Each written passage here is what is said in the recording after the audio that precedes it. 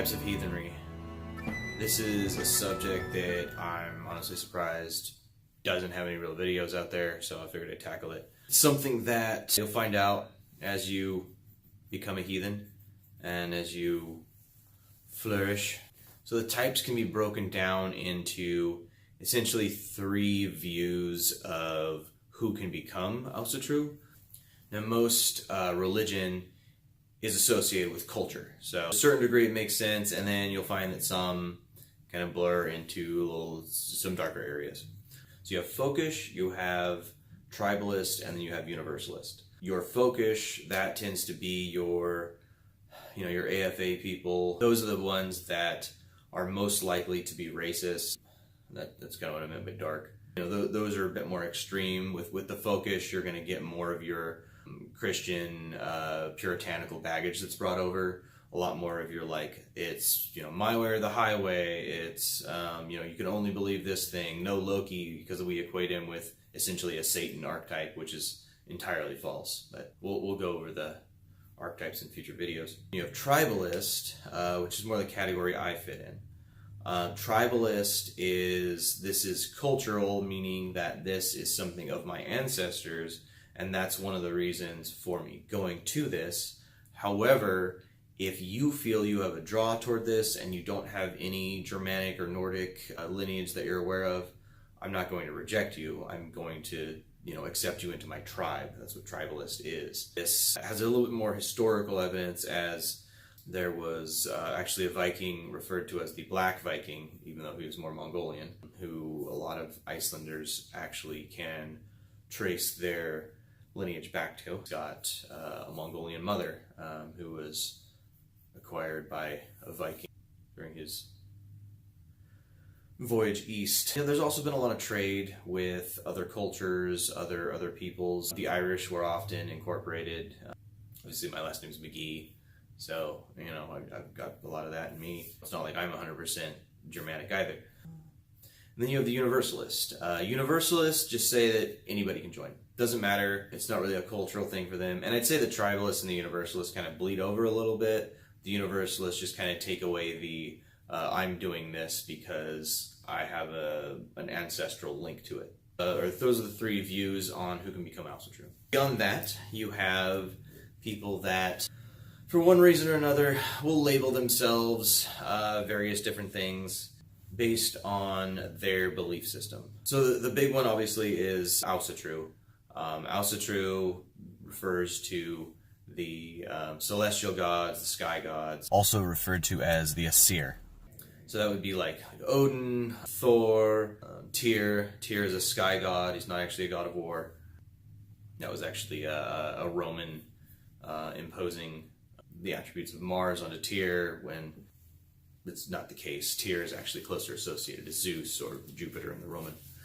Again, I'll go over archetypes more in the future. And because of the focus on the Aesir, despite the popularity of the name Ausatru, that is why a lot of people don't use the term Ausatru. You have Vanitru. Vanitru focuses on the Vanir, the gods that are more associated with life, fertility, the wilds.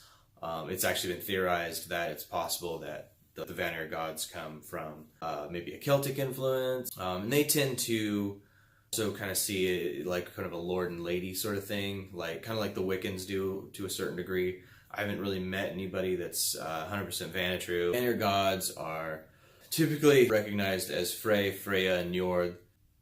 Nerthis as well. There's not a whole lot of information about her. It's possible that there's more. Those are kind of the 3/4 ones that are recognized the most, because the Aesir gods took them in. So that's the majority of the gods that we really focus on. You have the Urglava, which is a Pennsylvania Dutch, which is actually Pennsylvania Deutsch because they're German. I haven't met any of them. The only information I've seen on them is online. They seem to be a tradition carried over from the Germans that migrated to the Midwest of America. I'd actually be really interested in getting more information on that, but I haven't seen a whole lot out there. I've only come across that in my studies, a few months ago. And then there's the Theodish. The Theodish, which call their kindreds theodes. Essentially it means kindred. They tend to be more, you can learn from them, not necessarily from a book or anything like that. I believe there's a few of them that go on, I don't think it's a podcast that exists anymore, but you can find it on YouTube. It's called Heathen Talk. Not to be confused with Talk Heathen, which is actually an atheist program. But I haven't seen a whole lot of difference between the Theodish and your mainstream heathens. They do have an interesting structure. Like, you have to start off as a thrall. They have what they call like a sacral king. That's somebody that keeps all the oaths. There's like a web of oaths, and you have to like put your head on the person's lap in like a submissive position in order to oath in. And you're not necessarily oathing to, the sacral king. You're oathing to other members of the theod. I don't quite agree with all that stuff, but then again, it's not my path. And then you also have people that gravitate to more subversive archetypes. Like I mentioned in my last video, the Rokatru and Thursatru, which I really haven't seen a whole lot of difference in. Anybody's either, and there is a difference, please let me know. It doesn't seem like there's a whole lot of difference to me. So Rokar, which if you recognize the end of the word Ragnarok, means twilight.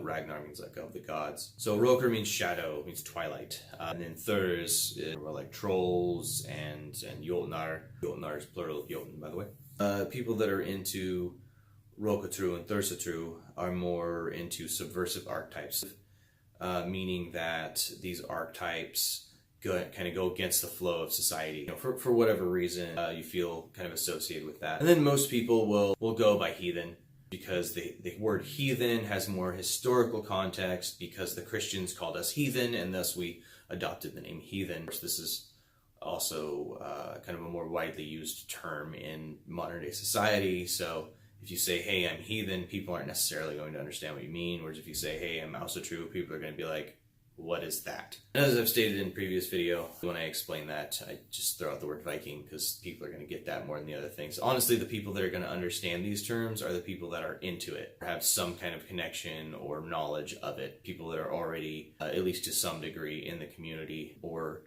interested in the community. Another blanket term is Fornsider, which means old tradition, and because it was the old tradition of our ancestors, right? So they take on old tradition, Fornsider, to be confused with Seder, which is shamanic, magical practice. And that's pretty much the terms you'll hear for people. Some of the organizations you'll run into. So in Iceland, you have the Ásatrúar Félagið, the Ásatrú Fellowship, if that's a mouthful for you. They tend to be pretty, I hate this word, but progressive. They married gays in Iceland from like Australia, for example, prior to Australia actually legalizing that. And they've caught some flack from the Folkish, which tend to be very conservative. The AFA, Ásatrú Folk Assembly, they are the largest Folkish organization that I'm aware of for sure. They are out of California, as is the Troth, which is the largest universalist / tribalist Ásatrú organization. I was a member of theirs a couple of years ago, and I didn't get a whole lot out of it, but I also didn't have a whole lot of Troth in my area.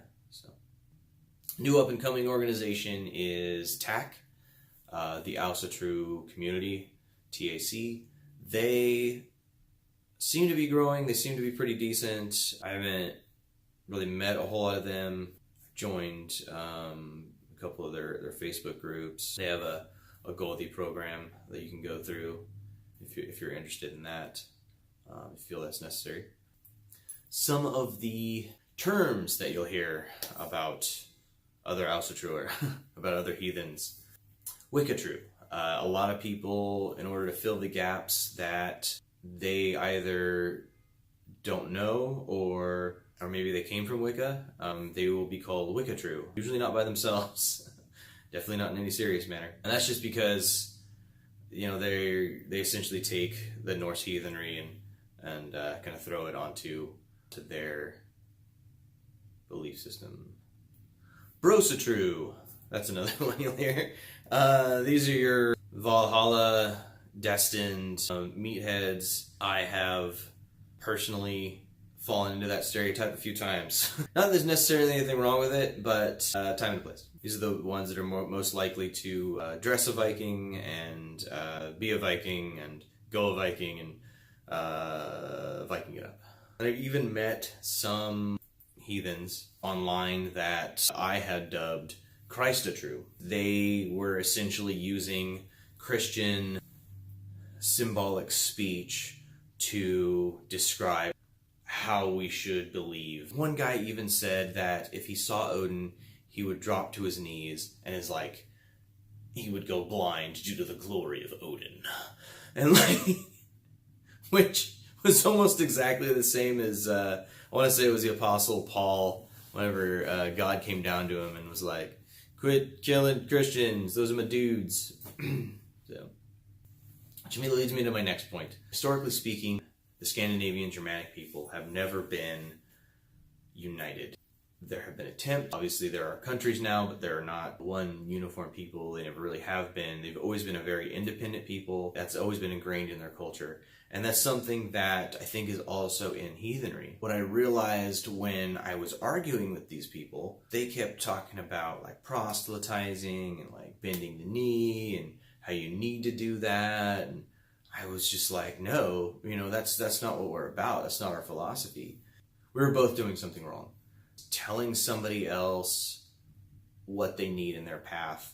And that's something I've tried to really foster in my kindred. Everybody's going to believe a little bit different. Everybody's going to act a little bit different. And there's nothing wrong with that. Like I have people in my kindred that are much more religiously fervent than I am, that believe things more literally than I do. And I have some people in the kindred that are, straight up atheist, and they don't have any kind of spiritual belief whatsoever. They're doing things more so because of the practical reasons behind them.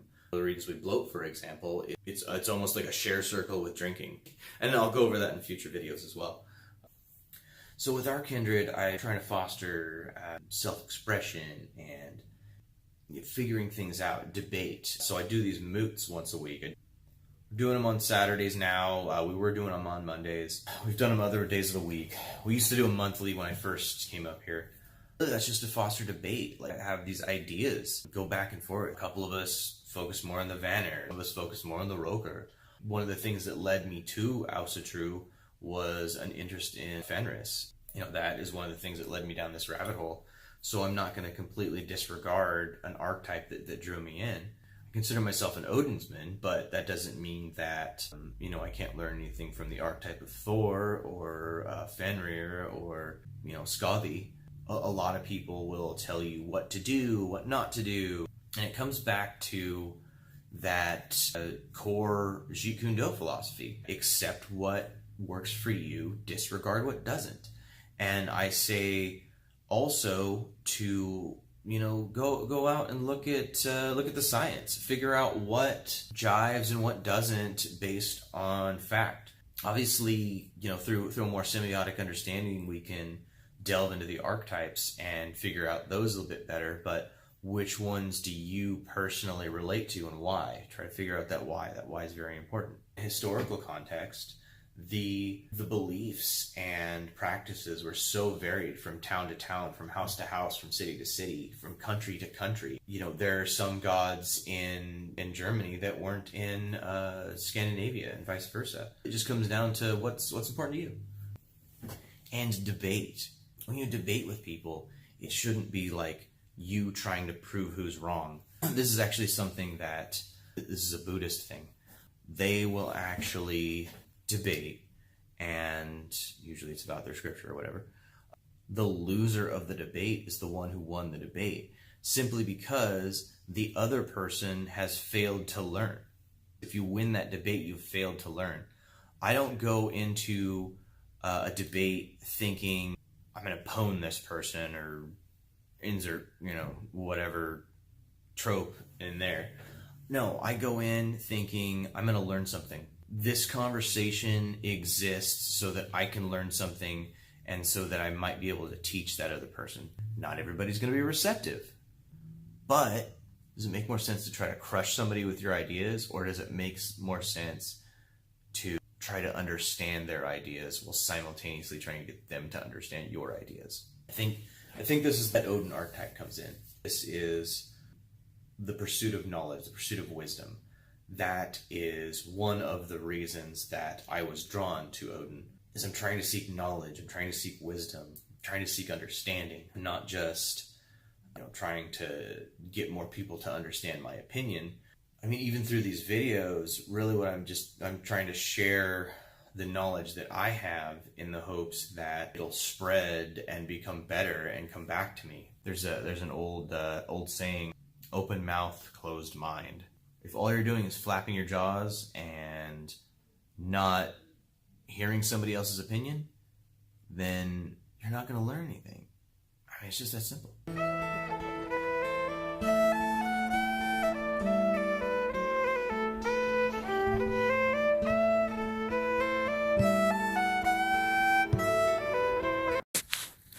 Another video down. Next big video, why belong to a kindred? I'll also be recording small rants about short topics in between. Please like, subscribe, hit the bell, do the thing, and feel free to comment. Tell me if I'm wrong. I'd rather be proven wrong than say wrong. Skull.